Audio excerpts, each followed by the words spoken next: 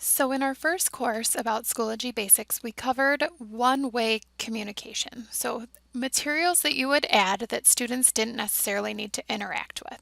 Remember that we did that under materials, and then we did add materials, and we talked about adding a file and a link. We talked about adding a page and a media album, and how to add folders. So all of those things are things we covered in basics.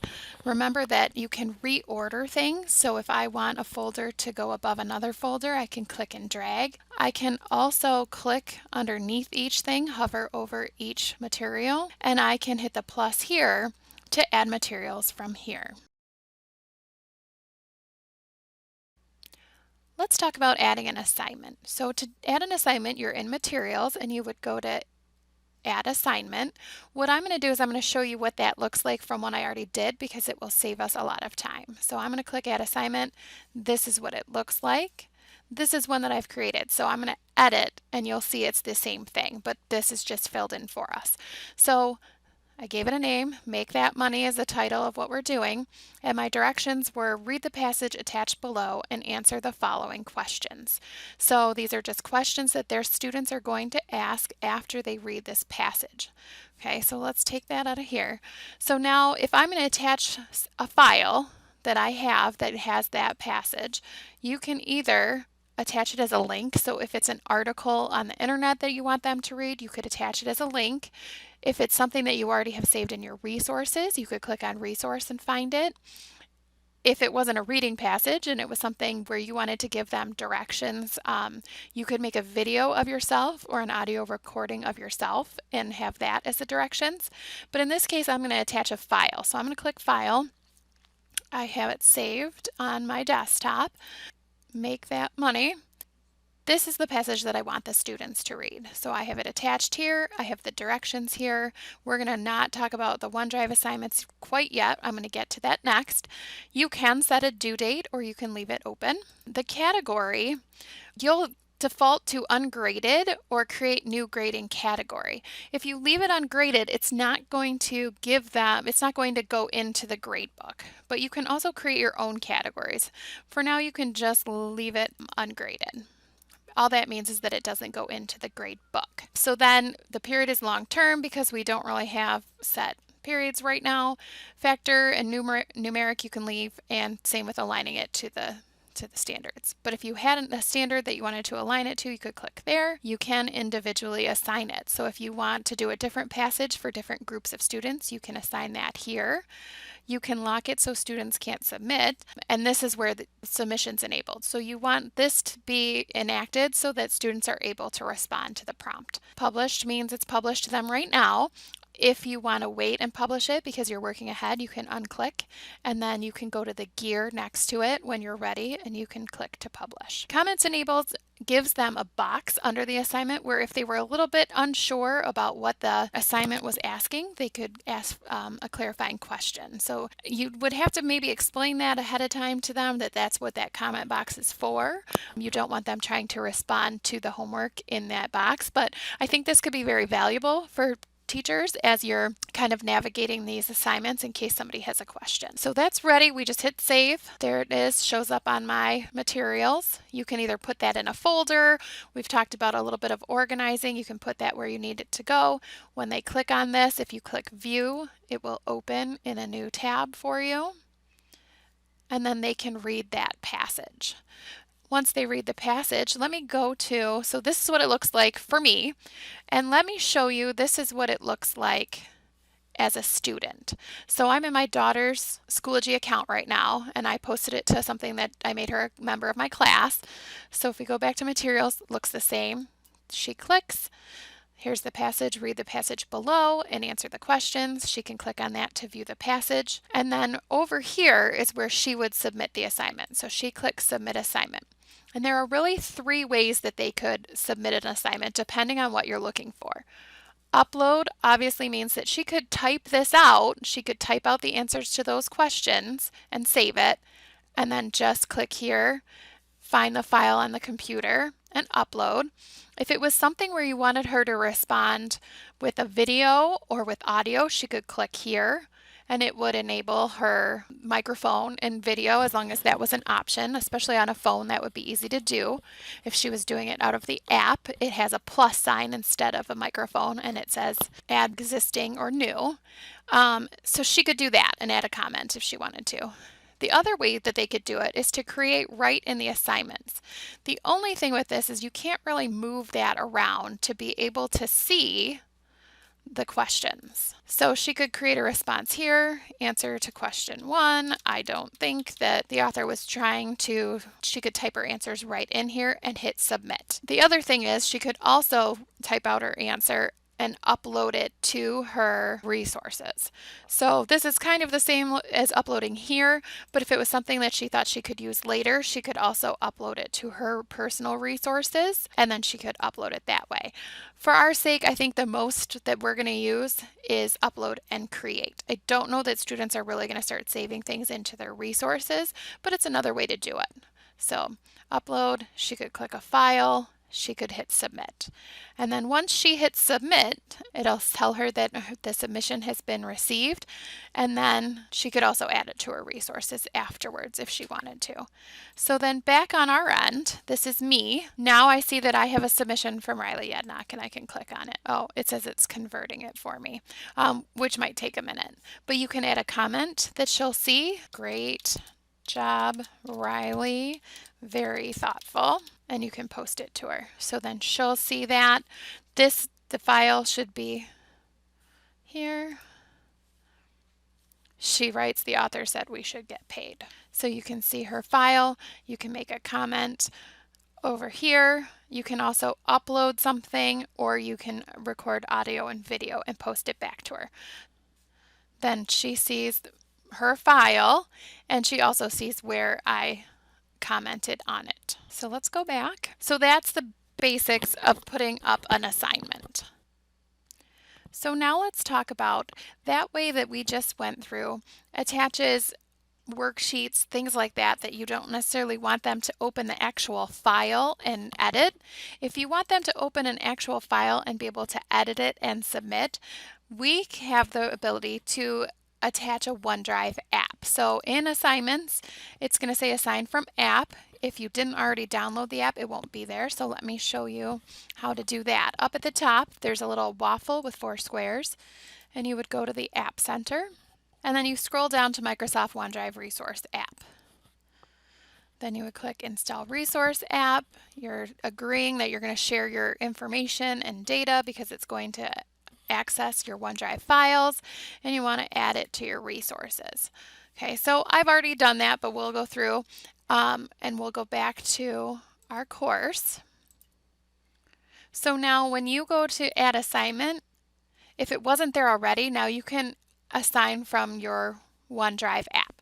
So let's say, how are you doing? Maybe this is just a check-in. Okay, so open the document below and answer the prompt. So giving quick directions to them, you're going to open this. Now instead of attaching a file from right here or attaching a link, you're going to assign from the app. So you're going to assign something, and obviously you would have had to have created this document ahead of time or have it in your files. You're going to assign something from your OneDrive. It'll ask you to sign in the first time you do it because it's going to connect to your OneDrive, but I've already done that. So here's my OneDrive, and I'm going to go down to how are you doing? Wow, I need to clean up my files. How are you feeling? We're going to do that. And I'm going to click attach. Okay, this document literally at the top just asks them how they're feeling about what's going on, about not being in school. Okay, you can, as in with the other assignments, you can set a due date. We can leave this ungraded. We can leave all of this stuff. I do want to publish. I could set it for later. I don't want to lock it so that the students will be able to answer. And then I could also copy to other courses. Okay, so right here it says this will create a copy of your file for each student. Okay, so when I hit create, it's going to put a copy of this document in Word into each one of their OneDrives. How are you doing? This is all ready to go. I'm going to hit create. Looks very similar to this one. Now let's go back, and now in Riley's OneDrive it says how are you doing? But instead of giving her an option to submit over here, now here's the assignment. Open the document below and answer the prompt. So this is what Riley sees. Sometimes it takes a minute, but this is the document that I created. Just simple name. Please type 3 sentences. Let me know how you're feeling about school not being in session. So this will be where she submits it, but she needs to be able to edit. And you don't edit down here. This is just where you can see the document. You would need to choose edit here. So that will take her to Office 365, to Word and Office 365. She might have to sign in, but because she's already signed into Schoology, usually it just connects for you. So then she really doesn't even need to do name because it'll come up and say it came from her. And then she can type how she's doing. So I have been feeling sad because I miss my teacher and the other students.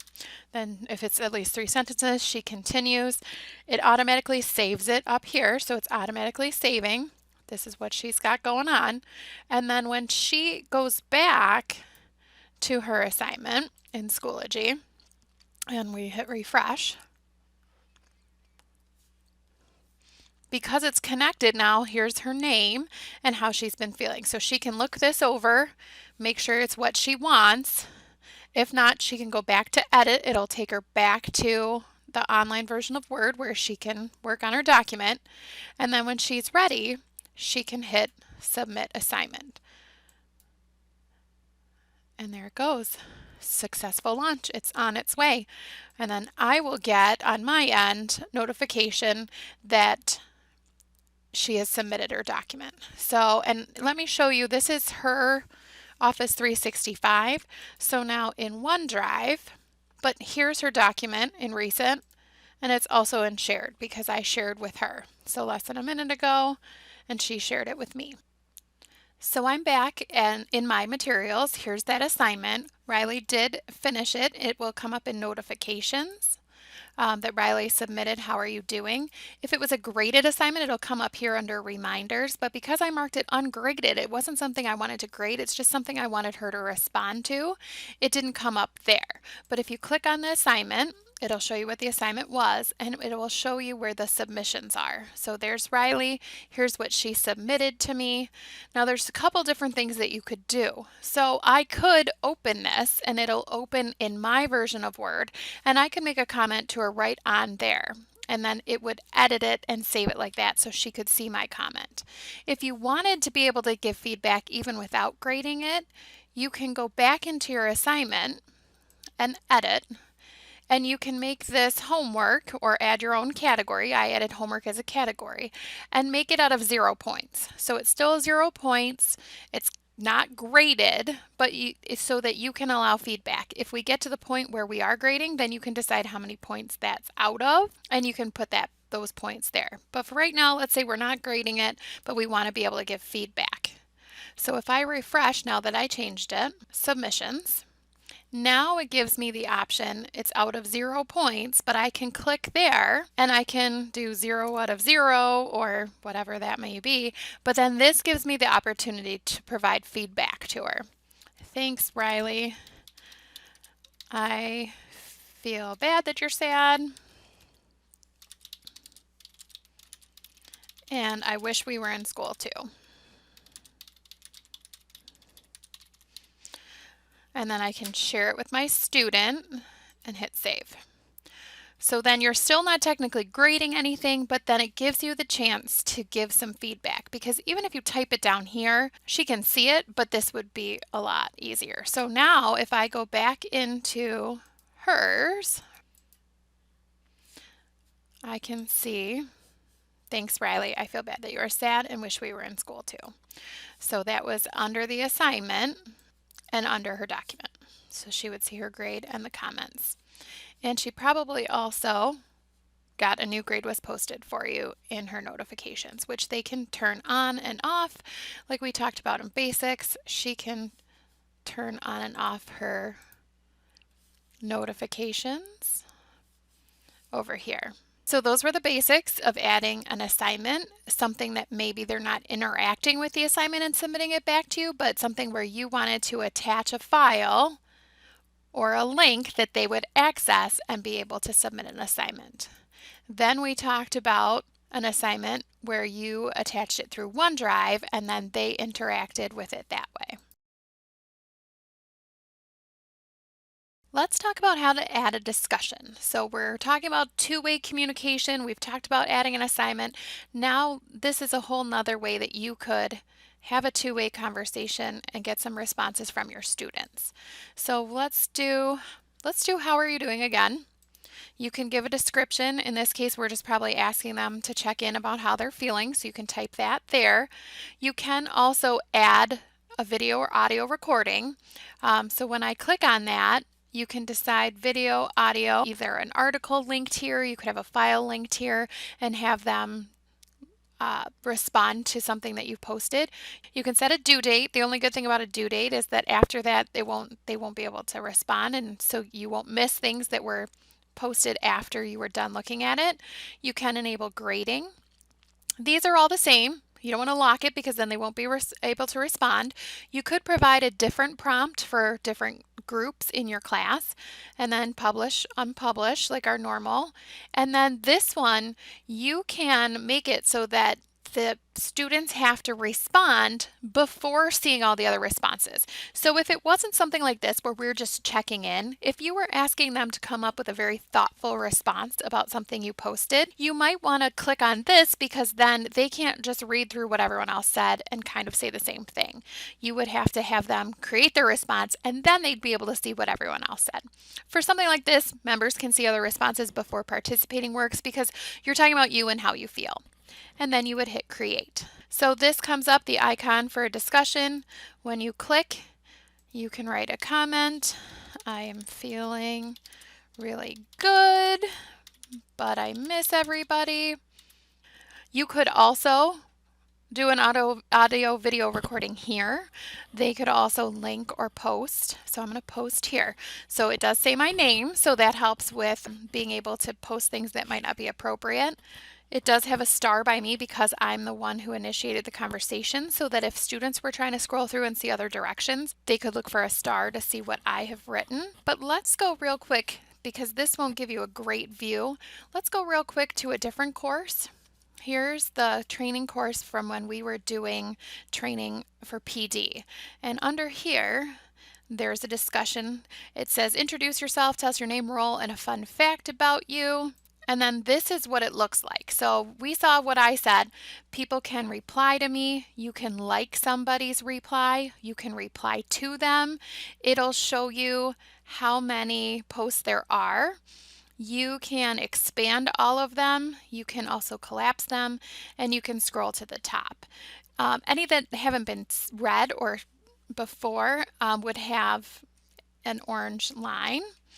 But then you can see how kind of the setup is. You can go through and pick out a user and highlight what they've said. So maybe if I wanted to check in on how many times somebody's responded, you could do that. But you can do all of this in there. So let's go back and go back to my discussion.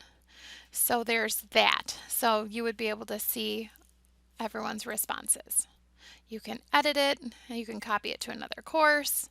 So those are the basics of a discussion. Super easy, but it is one of the most dynamic material types that you have because you can respond and have everyone else respond too. The last thing that we're going to talk about today is adding an assessment. So this old test quiz that was from before, they just kept that in case somebody used that. We're going to use add assessment. And you can do a name your assessment. So maybe we're just doing a unit for check-in. I'm not sure how everything's going to pan out with all of this, but I do know that you might want to just check in and see where people are at. So even though it's called an assessment, you might really just be using this as a way to check in and see what the students have learned. So you can set a due date. It's out of however many points you want. Now here's where if you disable submissions, it means they can't take that assessment. You can enable it and leave it open. You can enable until and set a date when it would end. And then you can do a beginning and an end date, or you can disable it altogether. So right now we're going to say enable because then we want people to be able to do that. You can set a password. For now I'm going to leave that disabled. My category, we're going to just call it homework. Okay, you can do ungraded again, but if you want the students to be able to see what that looks like, you can select a different category. Long term, factor, leave all that. Same thing again, individually assign. You can publish to students, and then we won't worry about the other two. So here's the assessment that we've created, the Unit 4 check-in. So you can do a description and say, this is just to check in with you and see where we're at. And then you can do all of these settings. So these are pretty self-explanatory that you can go through. You can do a time limit. You can randomly order the questions. I kind of like that. You can show possible points for each attempt, and then all kinds of things. You could have the ability for students can flag the question, like if they didn't understand it or they don't think it's a good question. All kinds of different things that I won't go through every single option. I do want to point out the student settings at the bottom. One of the things that you might want to check is allow students to view results after attempt is submitted, or they won't know how they did. You can also change the number of attempts they're allowed to make. And then for questions, down on the left-hand side, it just shows you your choices. So we're creating our assessment. Right now we have 0 questions. If we want to do a true or false question, let's say blue is, going back to my art days, a primary color. So we're doing true or false. You can change the size, you can center it, you can add different things. You can even you can add audio or video to the question. This would be awesome if you were trying to do some sort of music lesson or music assessment, but you could keep it simple. So blue is a primary color, true or false. You can decide whether you want true above false. You can change them around. You do the correct answer. And then you can also require a correction if it's false. So say I said orange is a primary color and they knew that the answer was false. They could change it to orange is a secondary color. And then you could also connect your learning objectives that we're not going to get into. And then I hit save. There's my first question. You can go and, like I said, there's all kinds of different options. There is info in the help center at Schoology.com that gives you a breakdown of what each and every one of these, exactly what that looks like. So if you wanted more details about which these label images or how that works, you could go to Schoology.com and check in the help center. So let's add one more. I'm going to add one more multiple choice. And now that we're going with color, I'm going to say select the secondary colors from the choices below. Orange, red, green, purple. You can add more options here, and then of course orange, green, and purple. Multiple responses, orange, green, green, and purple. So then you can shuffle the options if you want. You can do a partial and give partial credit. That's something you could work through. Standard layout. You can add learning objectives and save. And like I said, you can go through this. Once you do it for once, you can keep it and use it again. So then we could go to grading. You can do live progress. So there's the students and it'll tell you whether or not they've started. And then this would be reporting once they were done. So we can preview our test. Unit 4 check-in. Start new attempt. Unit 4, this is blue as a primary color. True. Next. Green, purple, and orange. And review. And then finish. Super easy. Like I said, once the students start taking it, you can see that they have started the test or that they're how long they spent taking it. And then at the end, it would give you data from your students. So very briefly, this is what it looks like for a student. Riley took the test, so it'll tell her her grade, and then it'll tell her how many attempts there are and if she has one remaining. So if she could take it over again, if she wasn't happy with that, she would hit start attempt again. And it looks very similar on this page to what you see. So that's where she clicked Unit 4 check-in. She took the test by hitting attempt. It looked very similar to what you saw when I did the trial, the preview. And then that's what she sees when she's done.